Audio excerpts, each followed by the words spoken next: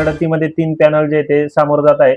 आज आपल्या कॅमेऱ्यासमोर नाही म्हणलं तर मीडियावरती पहिल्यांदाच तिसरं पॅनल जे आहे ते आलेलं आहे आणि तिसऱ्या पॅनलचे जे प्रमुख आहे, पॅनल प्रमुख ते संजय गवळी आपल्या सोबत आहेत. ते स्वतः उमेदवार आहेत. नमस्ते संजयजी. नमस्ते. नाही म्हटलं तर जनता विकास मंडळ ही शैक्षणिक संस्था आहे. अनेक गावांमध्ये कॉलेज आहे, शाळा आहे, परंतु स्वतःच्या संस्था गावच्या असणं ह्या ठराविकच संस्था आहे. त्याच्यामध्ये जुनं 1954 सालचं विद्यालय का ज्याचा कालावधी जो आहे तो खूप पहिलं असणारं विद्यालय आहे किंवा पहिले असणारी शाळा जी आहे ती राजुरीची शाळा म्हणून तिचा उल्लेख या तालुक्यामध्ये प्रामुख्याने केला जातो. अशा संस्थेची, जनता विकास मंडळ या संस्थेची निवडणुकीला सामोर तुम्ही जात आहे. काय नेमका उद्देश तुमचा ह्या निवडणुकीला सामोरं जाण्याचा? आजची ही जी निवडणूक होत आहे ही तर खऱ्या अर्थानं आम्ही ह्या शाळेच्या शैक्षणिक विकासासाठी आणि गुणवत्ता वाढीसाठी, सगळ्यात महत्त्वाचा शैक्षणिक दर्जा, आधुनिकीकरण या गोष्टींच्यासाठी आम्ही ही निवडणूक लढवत आहोत. आजची जर परिस्थिती पाहिली तर दिवसेंदिवस आपल्या या शाळेची विद्यार्थी संख्या अतिशय झपाट्याने कमी होत आहे आणि ही विद्यार्थी संख्या कमी होणं ही आपल्या विद्यालयासाठी भूषणावह गोष्ट नाही आहे.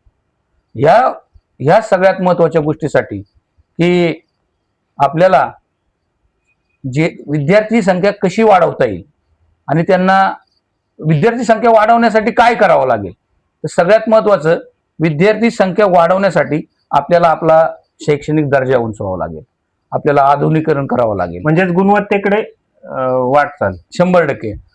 ज्या आपण पाहतो की आज राजुरीमधून किमान 100-150 मुलं ही बाहेर शाळेत शिकायला जात आहेत. तुम्ही जर सकाळी इथे चौकात आलात खालच्या तर जवळपास या परिसरातल्या सर्व विद्यालयाच्या गाड्या तुम्हाला इथे सकाळी उभ्या असताना दिसतील. मग जर अशा आपल्या गावातले विद्यार्थी जर बाहेर जर शिकायला जातात, याला कारण काय, हे कारण शोधून त्यावर आपल्याला उपाययोजना करून आपल्या गावातले विद्यार्थी जास्तीत जास्त हे आपल्या विद्यालयातच शिकले पाहिजेत, या दृष्टिकोनातून आमचा प्रयत्न राहणार आहे. माझा एक मुद्दा आहे, हा मुद्दा खरं गरजेचं आहे घेणं. याचं कारण आहे आपल्याकडं अगदी 10वी आहे, माध्यमिक विद्यालय आहे, नंतर 11वी 12वी आहे. त्याच्या पुढचं काही ना जर उच्च शिक्षण घ्यावं लागणार तर त्यांना तर बाहेर जाणं भाग आहे ना. मग या दृष्टीने काय वाटचाल आहे का पुढं? नाही, आता आपल्या संस्थेचा जर आराखडा पाहिला, आवाका पाहिला तर आज प्रामुख्याने जर फोकस करायची जी गोष्ट आहे ती आपलं विद्यालय आहे. आजच्या कंडिशनला जी विद्यार्थी संख्या कमी होते तर कदाचित भविष्यामध्ये आपल्या विद्यालयाचे शिक्षक सुद्धा सरप्लस होऊ शकतात विद्यार्थी संख्या अभावी. तर मग मुळातच जर पुढच्या काही गोष्टी करण्यापेक्षा आज जी गरजेची गोष्ट आहे की विद्यार्थी संख्या वाढवणे, आणि त्यावर आमचा सगळ्यात महत्वाचा भर असणार आहे. सध्या तुमची प्रचार यंत्रणा जी चालू आहे, मतदारांना तुम्ही भेटताय, भेटीगाठी देत आहेत, काय वातावरण जे आहे ते तुम्हाला कसं दिसते, काय रिस्पॉन्स आहे तुम्हाला मतदारांचा? तसं पाहायला गेलं तर पत्रकार साहेब, आम्ही सर्व सामान्य लोक आहोत. या निवडणुकीच्या रिंगणामध्ये सर्वसामान्य जनता विरुद्ध आता काय लोकांनी पाहिलेलंच आहे कशी काही गोष्टी घडतात गावामध्ये, पण आम्ही सर्वसामान्य लोकांच्या विकासासाठी, या शाळेच्या विकासासाठी या ठिकाणी प्रयत्नशील राहणार आहोत. आमचा जर अजेंडा जर तुम्ही पाहिला तर आमच्या अजेंड्यामध्ये सर्वात महत्वाचा मुद्दा असा आहे, पहिला मुद्दा शैक्षणिक दर्जा आणि आधुनिकीकरण. ज्यामध्ये डिजिटल शिक्षण आहे, आधुनिक प्रयोगशाळा आहे, स्मार्ट क्लासरूम आहेत, प्रयोगशाळांचे लॅब्सचे अद्ययावतीकरण आहे. त्याचप्रमाणे दुसरा मुद्दा आमचा विद्यार्थी संख्या वाढवणे आहे. तर त्याबद्दल तर मी तुमच्याबरोबर बोललोच की आमच्या डोक्यात असा आहे की आपला भाग हा बिबट प्रवण क्षेत्र बनून भाग आहे. आपल्या राजुरी परिसरामध्ये बिबट्यांची संख्या प्रचंड आहे. वाघाच्या भीतीने, बिबट्यांच्या भीतीने आज माझा मुलगा स्वतः या आपल्या शाळेमध्ये शिकत आहे. मी जवळपास आठवड्यातले 5-6 दिवस मी शाळेत जातच असतो. मी पाहतोय की विद्यार्थ्यांना ज्ञान करण्यासाठी रोजचे कमीत कमी 100-150 पालक तिथे येत आहेत. ह्याला कारण आहे की बिबट्याच्या भीतीमुळे आपल्या पाल्याला ते एकटं सोडू शकत नाही. त्यासाठी आम्ही खास बसची व्यवस्था प्रत्येक मळ्यामळ्यामधून करण्याचं आमचं नियोजन आहे.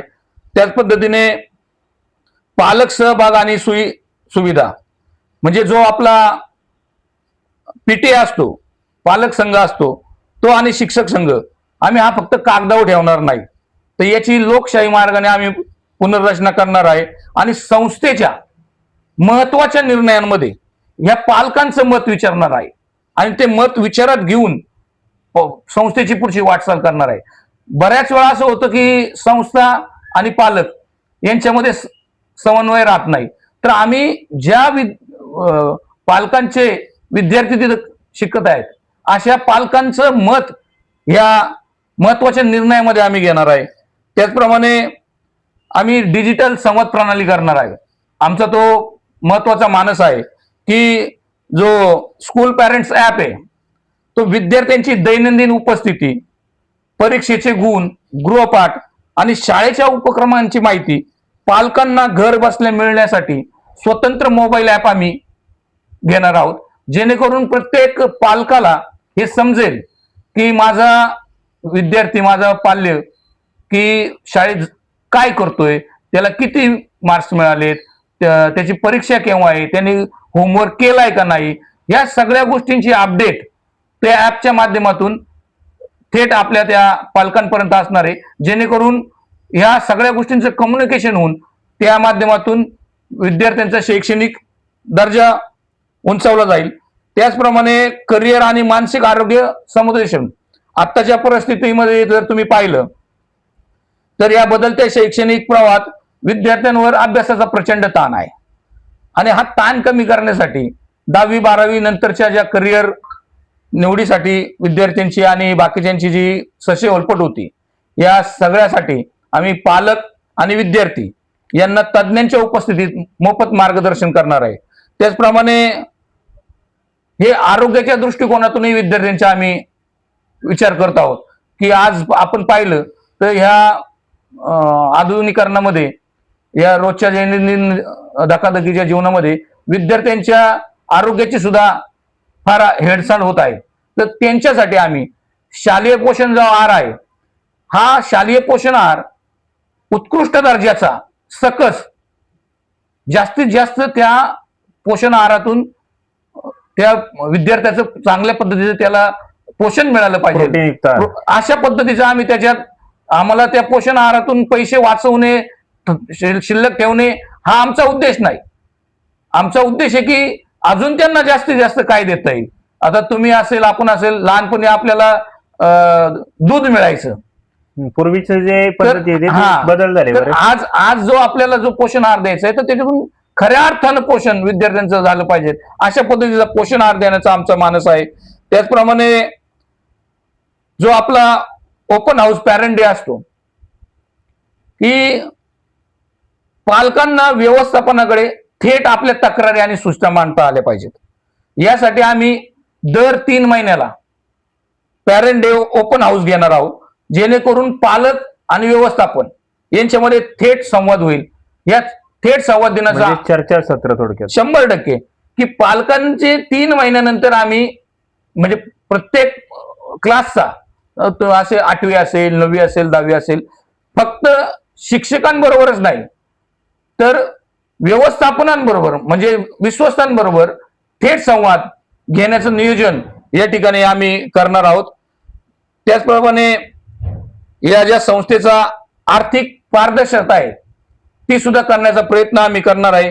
जो संस्थेला निधी मिळणार आहे त्या निधीचा योग्य वापर,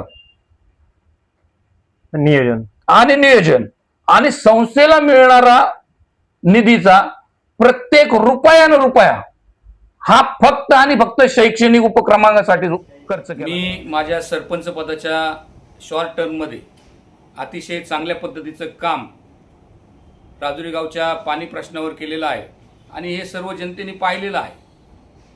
या पॅनलच्या माध्यमातून जर आम्हा सर्वांना जर आपण संधी दिलीस तर नक्कीच संस्थेमध्ये सुद्धा अतिशय चांगल्या पद्धतीचं काम आम्ही सर्वजण करू, अशी मी या ठिकाणी आपणास ग्वाही देतो.